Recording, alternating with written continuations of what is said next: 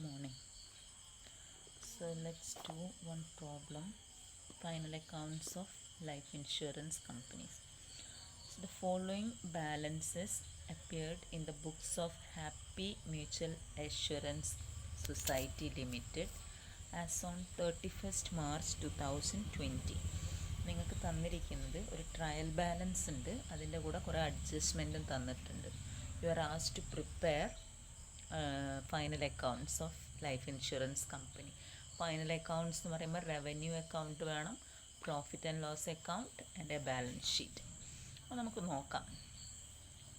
First item ഇവിടെ ശ്രദ്ധിക്കേണ്ടത് ഇതാണ്, ഡെബിറ്റ് ബാലൻസിൽ വരുന്നതെല്ലാം ഒന്നുകിൽ എന്തായിരിക്കും, അസറ്റ് ആയിരിക്കും, അല്ലെങ്കിൽ എക്സ്പെൻസ് ആയിരിക്കും. ക്രെഡിറ്റ് ബാലൻസസ് എല്ലാം ഈതർ ഇൻകം ഓർ ലയബിലിറ്റീസ്. അത് നമ്മളെ റൂളാണല്ലോ, നിങ്ങൾക്കറിയാലോ. അപ്പോൾ അത് വെച്ചിട്ട് വേണം മനസ്സിലാക്കാൻ വേണ്ടിയിട്ട്. അപ്പോൾ ഫസ്റ്റത്തെ ഇതാണ് claims less reinsurance paid. Claims എന്ന് പറയുന്നത് എവിടെ എടുക്കാനാണ് പഠിപ്പിച്ചിട്ടുള്ളത്, അത് ബെനിഫിറ്റ്സ് പെയ്ഡിൽ വരുന്നതാണ്. അപ്പോൾ നിങ്ങൾ ഏതിലാണ് കൊടുക്കേണ്ടത്, revenue account. Okay. Then building claims by ഡെത്തും ബൈ മെച്യൂരിറ്റിയും തന്നിട്ടുണ്ട്.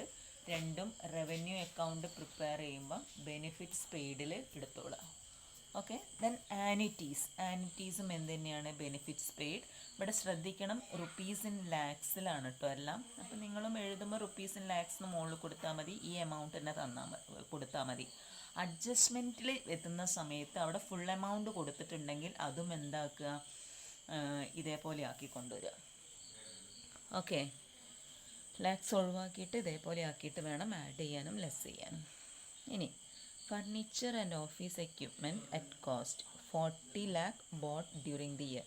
ഈ ഫർണിച്ചറൊക്കെ ഏതിൽ വരുന്നതാണ്, ഫിക്സഡ് അസറ്റിൽ വരുന്നതാണ്, schedule number 10. Printing and stationery 77. Printing and stationery എവിടെ എടുക്കേണ്ടത്, ഓപ്പറേറ്റിംഗ് എക്സ്പെൻസസ്. അപ്പോൾ റവന്യൂ അക്കൗണ്ടിൽ ഓപ്പറേറ്റിംഗ് എക്സ്പെൻസസിൽ കൊടുത്തോളാം.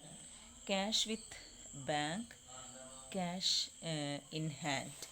അപ്പോൾ ക്യാഷ് ആൻഡ് ബാങ്ക് എന്ന് പറഞ്ഞിട്ട് നമ്മൾ ഏതാ ഷെഡ്യൂളാണ് പ്രിപ്പയർ ചെയ്യാറ്, schedule number 11. Cash and bank ബാലൻസസിൽ കൊടുത്തോളണത്. ഇത് കണ്ടോ, രണ്ടായിട്ടും ക്യാഷ് ഇൻ ഹാൻഡും ക്യാഷ് വിത്ത് ബാങ്കും. Okay. So next item surrenders less reinsurance. അപ്പം 3 കാര്യങ്ങളാണ് ബെനിഫിറ്റ്സ് പെയ്ഡിൽ നമ്മൾ നോക്കാറ്. ഏതെല്ലാണ്, 1 ക്ലെയിംസ്, 2 ആനുറ്റീസ്, 3rd സറണ്ടേഴ്സ്. അപ്പോൾ സറണ്ടേഴ്സും നിങ്ങൾ എവിടെയാണ് കൊടുക്കേണ്ടത്, benefits paid schedule number 4 revenue അക്കൗണ്ടിൽ വരും. ദെൻ കമ്മീഷൻ എന്ന് പറയുന്നത് എക്സ്പെൻസ് ആണ്, ഷെഡ്യൂൾ നമ്പർ 2 പ്രിപ്പയർ ചെയ്യുക, റവന്യൂ അക്കൗണ്ടിൽ എടുക്കുക. ഇപ്പം ഇങ്ങനെ പറയുമ്പോൾ നിങ്ങൾക്ക് മനസ്സിലാവുന്നുണ്ടോ? ഇത് മനസ്സിലായിട്ടില്ലെങ്കിൽ ഒരു കാര്യം മനസ്സിലാക്കി വെച്ചോളൂ, നിങ്ങൾ ഫോർമാറ്റ് തറവാക്കിയിട്ടില്ല എന്നുള്ളത്.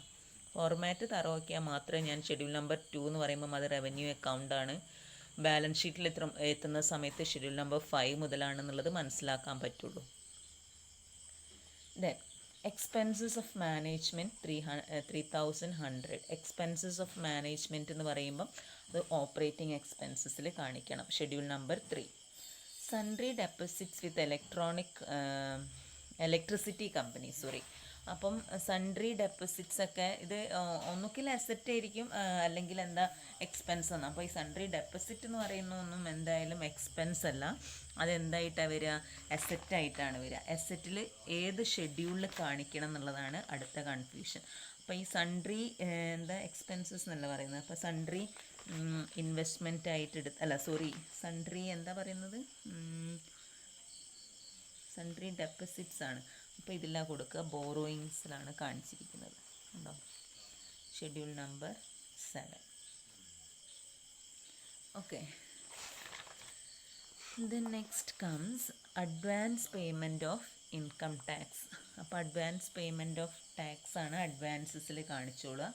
ദെൻ സൺട്രി ഡെറ്റേഴ്സ് എന്ന് പറയുന്നത് ഏതാണ്, അഡ്വാൻസസ് ആൻഡ് അതർ അസറ്റ്സ് എന്ന് പറഞ്ഞിട്ട് നമ്മൾ ഷെഡ്യൂൾ നമ്പർ ഏതായിരുന്നു ഓർക്കുന്നുണ്ടോ, അഡ്വാൻസസ് ആൻഡ് അതർ അസറ്റ്സ് എന്ന് പറയുന്നത് ഷെഡ്യൂൾ നമ്പർ 12 ആണ്, കണ്ടോളൂ. അപ്പോൾ അവിടെ അങ്ങനത്തെ സാധനങ്ങളൊക്കെ എടുക്കാനുള്ളതാണ്. ഏതൊക്കെയാണ്, അതർ അസറ്റ്സ് എന്ന് പറയുന്നത് സൺട്രി ഡെറ്റേഴ്സ്, അങ്ങനെയുള്ള സംഭവങ്ങളൊക്കെയാണ് അവിടെ കാണിക്കേണ്ടത്. ദെൻ കംസ് അടുത്തത് ഏതാ വരുന്നത്, ഏജൻസ് ബാലൻസസ് അതും ഷെഡ്യൂൾ നമ്പർ 12-ലാണ്. Advances and other assets. Then income tax നിങ്ങൾ എടുക്കുമ്പോൾ ശ്രദ്ധിക്കണം. ഇതിൽ വരുന്ന ടാക്സ് ആണെങ്കിൽ പ്രൊവിഷൻ ഫോർ ടാക്സിൽ എടുക്കാൻ പറ്റും നമുക്ക്. പിന്നെ അഡ്ജസ്റ്റ്മെൻറ്റിൽ വരുന്നത് 2 സ്ഥലത്ത് എടുക്കണം. അപ്പോൾ അത് എത്തുന്ന സമയത്ത് പറയാം. Then income tax on interest, dividend and rent. ഇതൊക്കെ ടാക്സ് കാറ്റഗറിയിൽ വരുന്ന ഇൻകം ടാക്സിൽ. അപ്പോൾ ടാക്സ് എന്ന് പറയുന്നത് ഇതെല്ലാം ആഡ് ചെയ്തോളാം. ഓക്കെ. ലോൺ ഓൺ എന്നിട്ട് റവന്യൂ അക്കൗണ്ടിലാണ് കാണിക്കേണ്ടത്. Loan on mortgage, loan on policies. ലോൺസൊക്കെ ഏത് ഷെഡ്യൂളിലാണ് കാണിക്കാറ്? ഷെഡ്യൂൾ നമ്പർ ഏതാ വരുന്നത്? ലോൺസൊക്കെ 9 ആണ്. ഇതാ കണ്ടോളൂ, ഷെഡ്യൂൾ നമ്പർ 9. അതിൽ ലോൺ ഓൺ മോർഗേജസും ലോൺ ഓൺ പോളിസീസും സെപ്പറേറ്റ് ആയിട്ട് കാണിക്കുന്നു. ഓക്കെ. ദെൻ ഇൻവെസ്റ്റ്മെൻറ്റ്സ് ടോട്ടൽ വരുന്നത് 52,000 ആണ്. അതിൽ കൃത്യമായിട്ട് പറയുന്നു 250 lakhs ഡെപ്പോസിറ്റഡ് വിത്ത് RBI. അപ്പോൾ ടോട്ടൽ ഇൻവെസ്റ്റ്മെൻറ്റ് 250 ആണ്. 52,000. അപ്പോൾ ഇൻവെസ്റ്റ്മെൻറ്റ്സ് എന്ന് പറയുന്നതിൽ നിങ്ങൾ കാണിക്കേണ്ടത് എത്രയാണ്? ഇതാ നോക്കൂ, സൺട്രി ഇൻവെസ്റ്റ്മെൻറ്റ്സ് എന്ന് പറയുമ്പോൾ ആ ഡിഫറൻസ് എടുക്കുന്നുള്ളൂ. 52,000-നകത്ത് 250 എക്സ്ക്ലൂഡ് ചെയ്യുന്നുണ്ട്. കാരണം ആ 250 വന്നിരിക്കുന്നത് എവിടെയാണ്? RBI-യിലാണ്. അപ്പോൾ RBI-ൻ്റെ അടുത്തുള്ള ഡെപ്പോസിറ്റ്സ് ഒക്കെ നിങ്ങൾ കാണിക്കേണ്ടത് എവിടെയാണെന്ന് അറിയോ? അഡ്വാൻസസ് ആൻഡ് അതർ അസറ്റ്സിലാണ്. അപ്പോൾ അഡ്വാൻസസ് ആൻഡ് അതർ അസറ്റ്സ് എന്ന് പറയുമ്പോൾ ഷെഡ്യൂൾ നമ്പർ 12-ൽ ഡെപ്പോസിറ്റ് വിത്ത് RBI എന്ന് പറഞ്ഞിട്ട് ആ 250 കാണിച്ചോളാം. ഓക്കെ. ഇപ്പോൾ 52,000 അതിൽ 51,750 എവിടെ കാണിക്കുക? ഇൻവെസ്റ്റ്മെൻറ്റ്സിൽ കാണിക്കുക. ബാക്കി 250 എവിടെ കൊടുത്തോളുക? അതർ അഡ്വാൻസസ് ആൻഡ് അതർ അസറ്റ്സിൽ. കാരണം that is deposited with RBI. Then house property at cost including 85 lakh added during the year. ഇതും ഒരു തരം ഇൻവെസ്റ്റ്മെൻ്റ് ആയിട്ട് എടുത്തിരിക്കുന്നത്. കാരണം ഹൗസ് പ്രോപ്പർട്ടി എന്ന് പറയുമ്പം ലൈഫ് ഇൻഷുറൻസ് കമ്പനീനെ സംബന്ധിച്ചിടത്തോളം എന്ത് ഹൗസ് പ്രോപ്പർട്ടി മനസ്സിലായോ അവർക്ക്? അപ്പോൾ അതൊരു ഇൻവെസ്റ്റ്മെൻ്റ് ആയിട്ടാണ് കാണിച്ചിരിക്കുന്നത്. കാരണം ഇൻവെസ്റ്റ്മെൻറ്റ് ഇൻ ഹൗസ് പ്രോപ്പർട്ടി എന്ന് പറയുന്നത് എടുത്തിട്ടുണ്ട്. ടോട്ടൽ എത്രയാണ് നമുക്ക് തന്നിരിക്കുന്നത്? 5,400 അല്ലേ? അതിൽ 85,000 ബ്രോഡ് ദിസ് ഇയർ എന്ന് പറഞ്ഞാൽ അപ്പോൾ ഓപ്പണിംഗ് ബാലൻസ് അതിൻ്റെ ഡിഫറൻസ് എടുക്കുക. Add additions during the year.